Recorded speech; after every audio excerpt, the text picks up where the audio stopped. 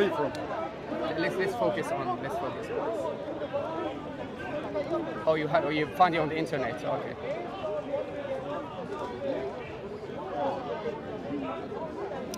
He presides in the assembly, in the congregation of what? What is this word, Hebrew word?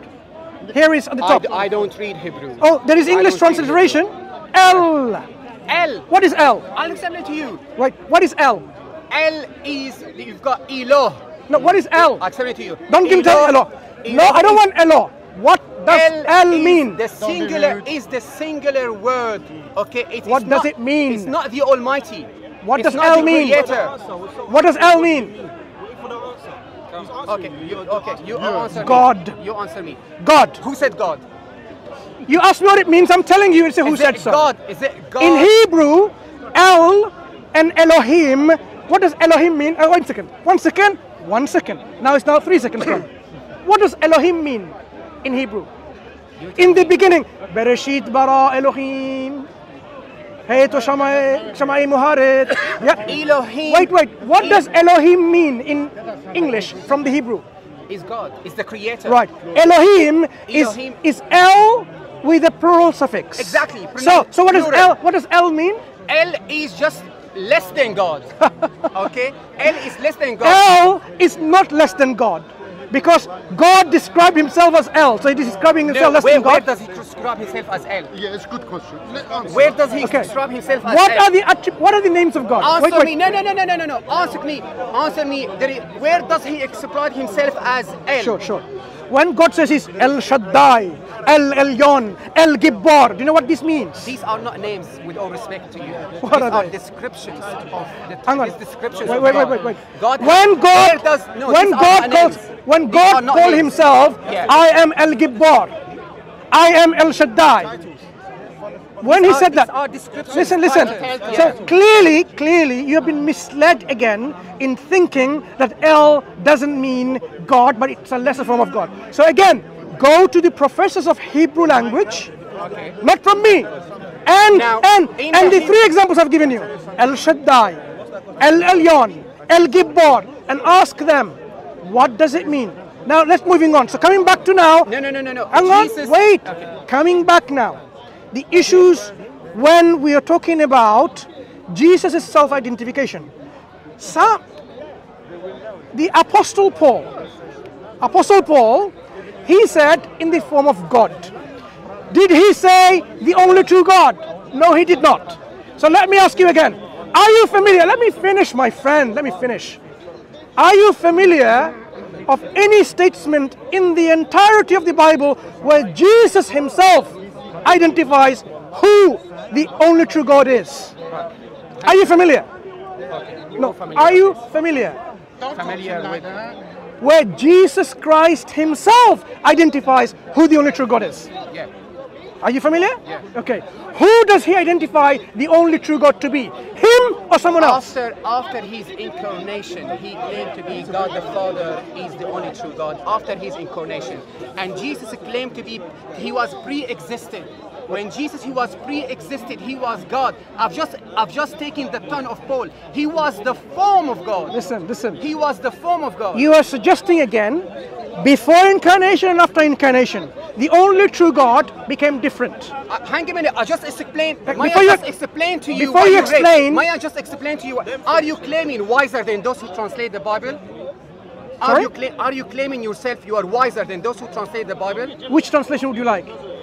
However, all the Christian translation, all the Christian translations, they all have one interpretation: Jesus is God.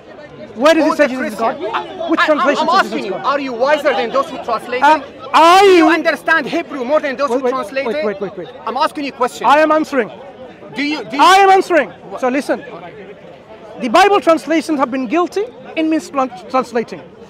I can give you many translations from Bible Hub where they translate the same phrase differently. Wait. Now, when you say translators, if the Bible translators themselves are translating it differently, then what does it tell you? That some translation is misleading. It is making you think that it means God when it isn't. So I'm asking you again, open John 17:3. No. I'll go with you. But let me just explain. Can you open it? Can you open it? I'm asking you a question. What does it say in here? Can you spell it? Can you spell it in English? What does it say in here? In the midst of.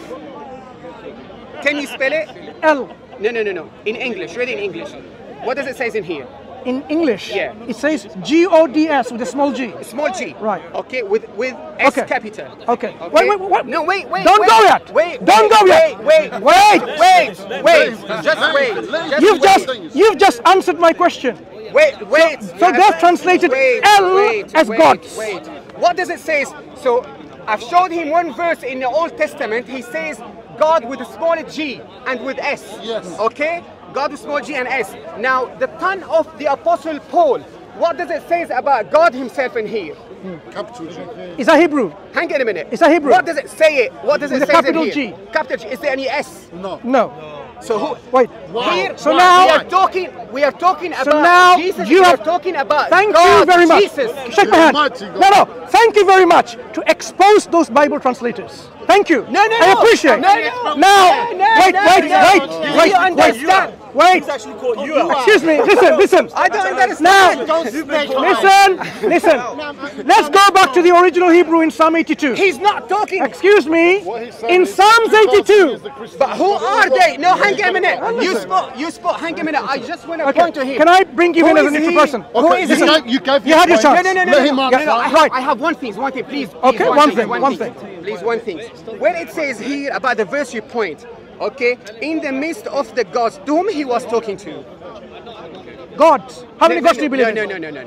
You miss it. No, hang a minute. You Gods. misunderstand. No. It says God. No, hang a minute. I'm gonna say it. Okay. I'm gonna say it for Yeah. that. God, you see, God with no S, with capital Yeah. G. God has taken his place in the divine councils. Okay, in the midst of the gods. So we have God Elohim, the Almighty, and we have others. Isn't that what I said? No, You're proving me again and again. Isn't that what I said? Who There are are many they? gods. Who are they? According to the Bible, many gods. are they? Thank you. Well done. You have now established that there are many gods, but there is only one true God. Yes. Yeah, there's one true God. Do you agree now? Thank you. It took me how many minutes to establish that? But hang a minute. Right. Small G. Thank you. Small G. So now you realize, as I said, there are many gods in the Bible, but out of all these many gods, there is only one true God. Yes. Do you agree so far? With a capital G. Look. Elohim. One true God. Okay. Elohim. Now read verse 6. Verse 6.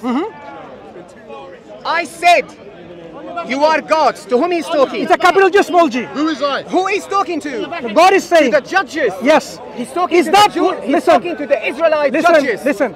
I'm going to show you the misleading translations by your translators.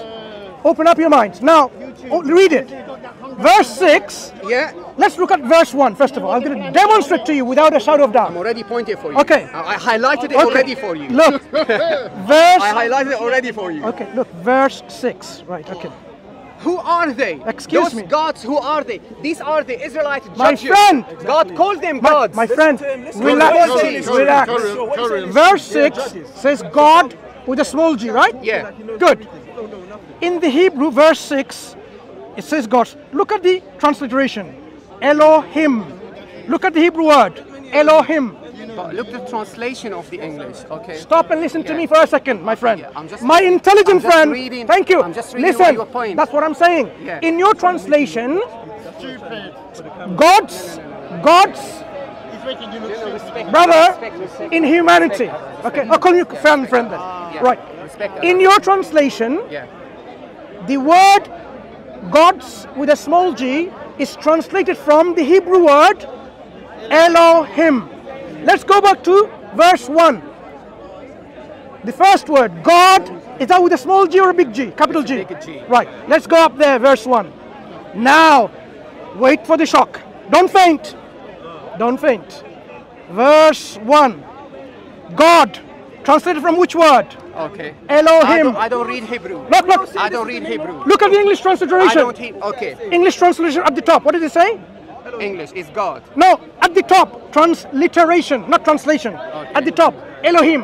The same word has been translated to deceive you, once with a capital G and once with a small g. Well done to expose. Well done to expose it. Thank you very much for exposing your biblical translators. The same word they translate to mislead you. Are you wiser? Are you wiser than that website? Listen. I'm asking you a question. Anyone who's listening here, go to an interlinear. Psalms 82 in Hebrew, English, and a transliteration. You will find. Can I just use it? You will find the same word. When it applies to God, they use a capital G. But when they know the human beings are also called Elohim, but we can't call them God, they deceptively translate with a small g. There is no deceptive in the Bible. I've just shown you.